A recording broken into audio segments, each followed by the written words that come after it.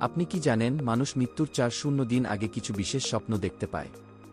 আজ আমরা জানব সেই 3টি স্বপ্ন। 1. প্রয়াত আত্মীয়কে দেখা। অনেক সময় মৃত্যুর আগে মানুষ স্বপ্নে দেখে মারা যাওয়া বাবা মা, ভাই বোন বা বন্ধু এসে কথা বলছে, ডাকছে বা হাত ধরে নিয়ে যাচ্ছে। 2. সাদা পোশাক, নদী বা দূরের যাত্রা।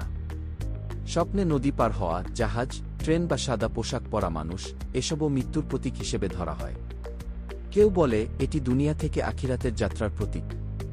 3. নিজের মৃত্যু বা কবরের দৃশ্য।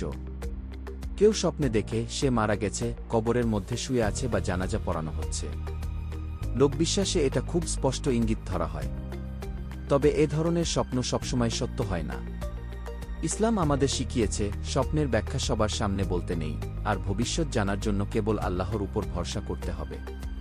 মৃত্যু কখন আসবে তা শুধুমাত্র আল্লাহই জানেন।